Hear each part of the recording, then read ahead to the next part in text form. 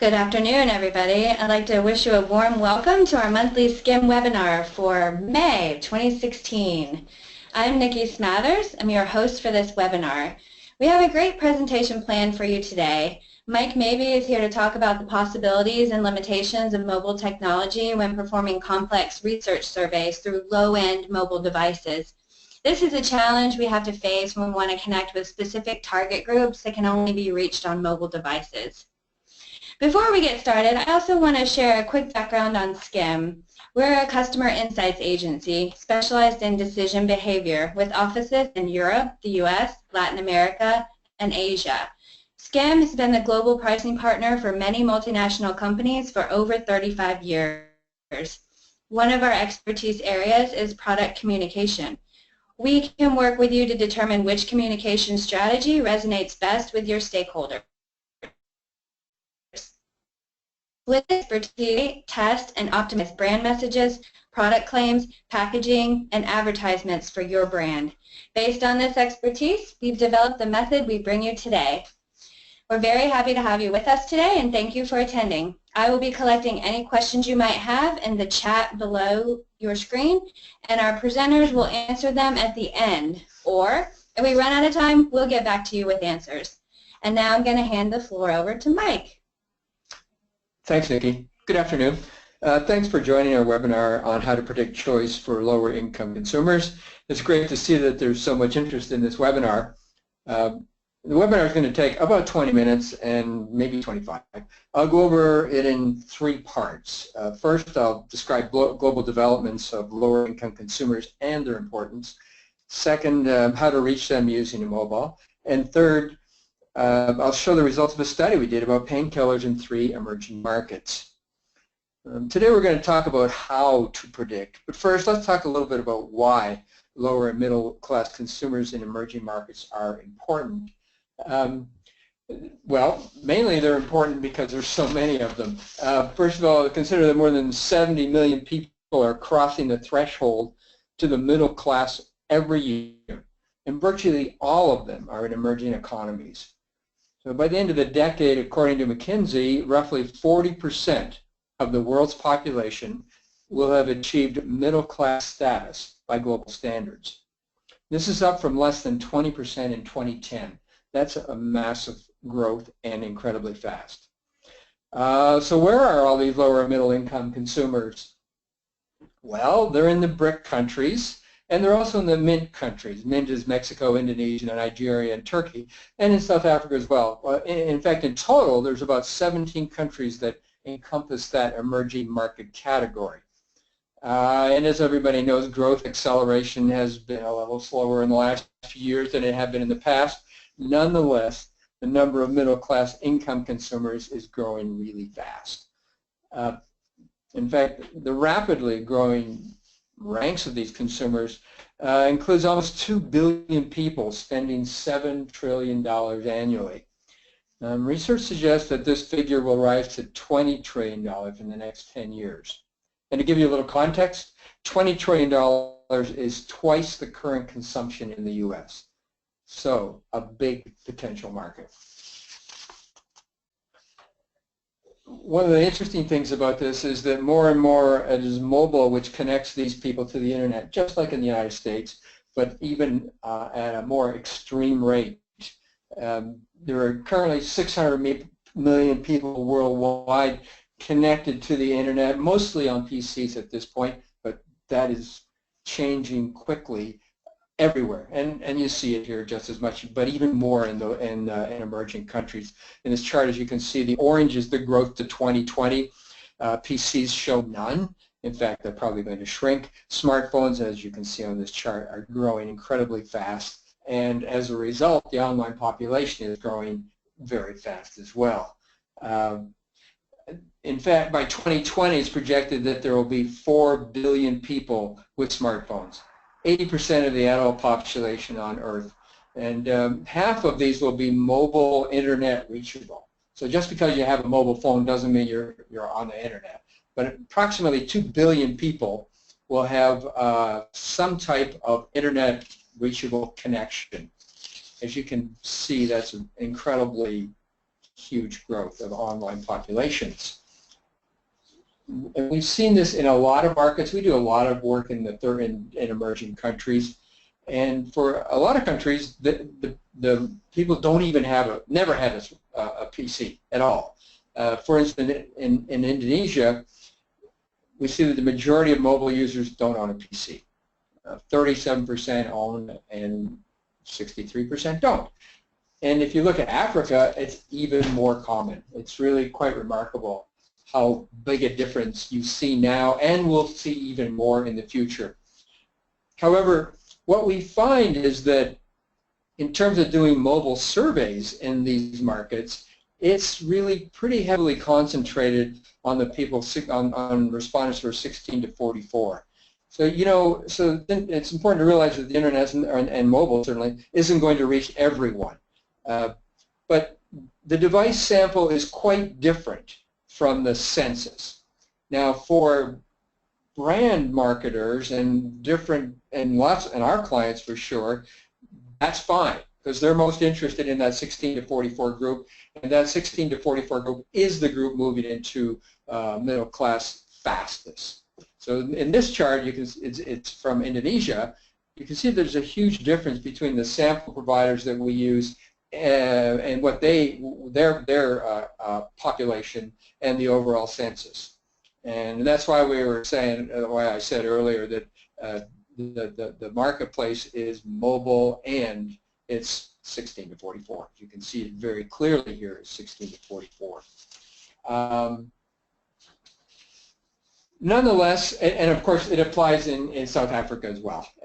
So it's interesting. The device sample is pretty much perfectly matched to gender. There's no problem there. It's the age issue and living standards measures, which is what LSM stands for in South Africa, where you see significant variations from just census. Again, for us and the clients we're looking at, that's okay because they're interested in that population that is well represented in online panels.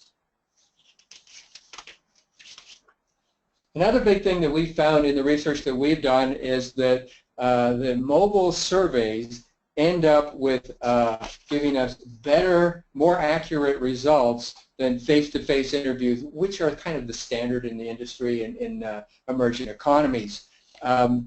It provides more reliable answers and, most importantly, less socially desirable answers. When you're talking to somebody face-to-face, you know, it might give you a little bit different, I guess, answer than you might get in an online panel.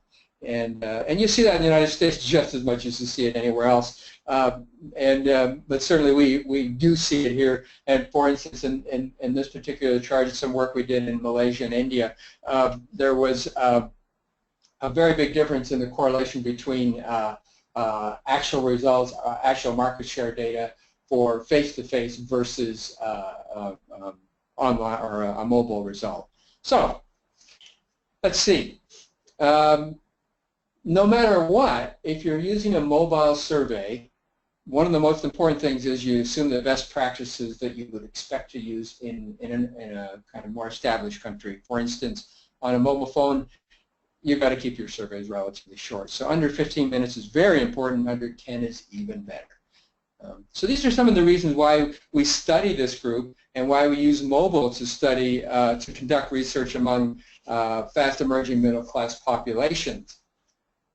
Let's move on to the actual case study that we want to talk about today. So what did we do? Well, we did a painkiller study. And it was an over-the-counter painkiller study in 3 countries. We wanted to find out how consumers make choices to purchase painkillers and which elements would drive that choice. And for all the reasons I mentioned earlier, we chose mobile to understand choice behavior in these consumers. The study was done in Indonesia, Brazil, and in South Africa. So 3 countries with very large emerging middle-class populations. We had a pretty robust sample and really fast. In just 2 days, we were able to reach 1,260 low-income consumers on smartphones. We had another 195 respondents on feature phones. So, and that's something that's important to remember, is that in this case we were focused on smartphone users. However, it's good to have a design that works on a feature phone as well. There are a lot of consumers there in those countries that have feature phones. They were young, the respondents. Many were under 25. In fact, in Brazil, there were 60% were under 25, and in Indonesia, 50%, and in South Africa, 44%. And they were all lower and middle income consumers. Although the information on the screen is expressed in the local currencies, in Brazil, just to translate that, it's about 500 British pounds a month. And in Indonesia, that's about it's also around 500 British pounds a month. And in South Africa, it's a lot lower, it's like 430 pounds. So you can see but for those countries, that's a lower and middle income consumer. And so that's who we were aimed at. Again, 2 days. So I think that was faster than we expected, I have to tell you. So what we were trying to do. So what we're trying to do is predict choice using trade-offs. And we wanted to know what was important when choosing a painkiller, what are the most appealing painkiller attributes for consumers.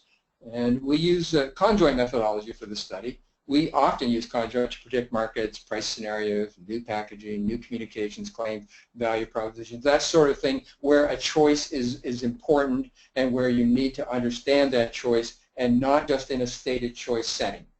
So, and in this case, with the number of combinations per country, it was really the best solution to use.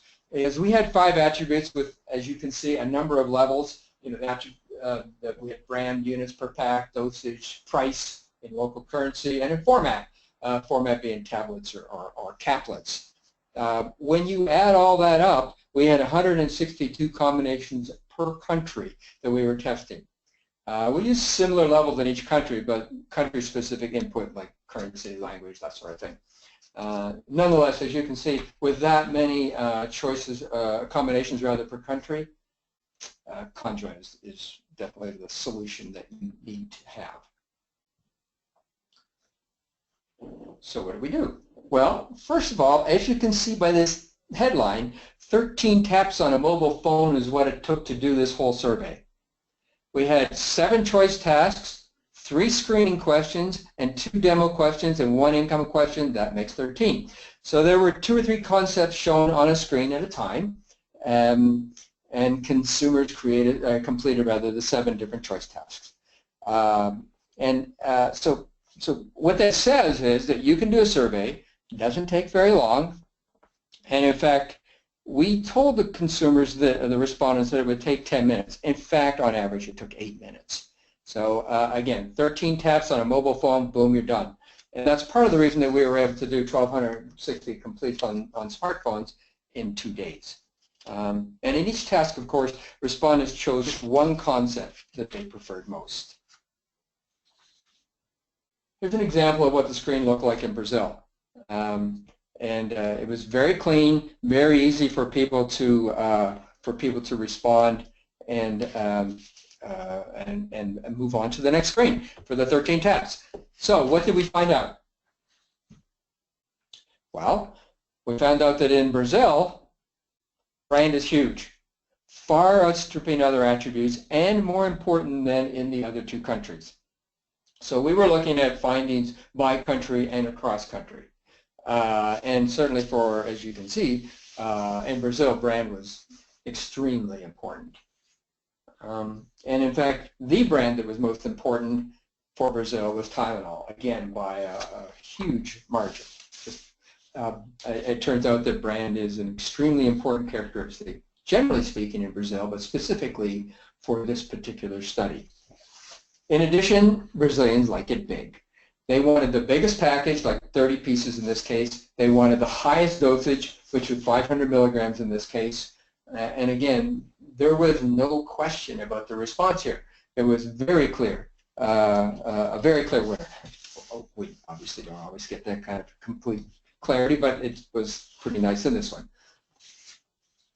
In addition to understanding preferences from a choice task, we used LCA, latent class analysis, to sort of segment the consumers based on their preferences into 3 groups. and it was an easy way to develop a better profile of each of the three groups of respondents, and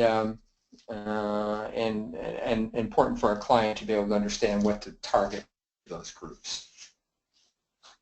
We also asked an open-end question, and I guess if you ask an open-end question about painkillers, you might expect the biggest answer to be pain, and we did see that, of course. However, it was an interesting point for Indonesians. They use painkillers for two things. A lot of them because they can't afford to go to the dentist. So, so the idea of country nuances is really important in this study, and we saw it in every part of the study. So, in addition to the idea of how Indonesians were using painkillers, they didn't like capsules. They pretty much had to be tablets. In addition, for Indonesia, they were extremely price sensitive, so they didn't even like the big brands that we saw in other countries. These three brands that you see right here were the most popular brands. Now, Pfizer has one of those brands, don't get me wrong. Panadol is the generic, and it was a very important, that it had a big market share. They also wanted smaller packaging. So again, pretty much the opposite of Brazil. One of the things that we're trying to understand here is would the conjoint methodology give ability to predict responses? And so, as I said, we estimated the respondents' preferences, and then we built that into a model to predict their choice of brand. So the conjoint gives us preferences at the individual level to predict choice. And then we compared our predicted responses to a control question that we asked them directly, which is, what brand do you prefer? That would be your stated response. Then we compared it to our modeling and our prediction model. And what we found was that when we compared it to market data, that the predicted response was twice as likely to match the reality as the random chance would, or as their stated response would. So there was no question that the power of the conjoint methodology stood up in this case, and again speaks to its viability and importance when you're testing in emerging markets, just as it is in more established markets. So, so with this, I'm coming to the end of the webinar, and I hope I've shown you how you can predict consumer behavior in the upcoming huge middle class of people in emerging markets, and of course, why you even want to pay attention to those markets, and that you can do it on a mobile phone, and that you should be doing it on a mobile phone because that's where people are going to be able, that's where they're going to be living, that's where they are living now. And that you don't have to overwhelm your respondents to get strong information. 13 taps on a phone works. And so another question that a lot of clients have now, in fact pretty much all clients, is how fast can you turn this around? As you saw, we had a pretty viable response there in 2 days. 2 days in the field. And 2 days in the field in markets where traditionally it takes a long time to do data collection. So again, the idea of using the phone has a lot of viability, using the mobile has a lot of viability in these markets for a lot of reasons. And certainly it does speak to the issue of how you design your study, because you have to include feature phones in a lot of markets. We didn't have to for this study, but certainly if you were making a design for generally, you would include a design that works well in a feature phone. With that, if there are any questions, I would be happy to answer them. If you want a copy of this webinar, we would be happy to send one to you. Yes, thank you, Mike, very much. I don't have any questions in the question pane, so thank you very much for joining us today for our webinar. We will be sending around the slides, and you will have available a recording of today's session should you choose to share it with colleagues. Also, visit skimgroup.com/webinars to sign up for updates and our monthly webinars. On behalf of Mike and myself, thank you once again for joining us, and we look forward to hearing from you soon.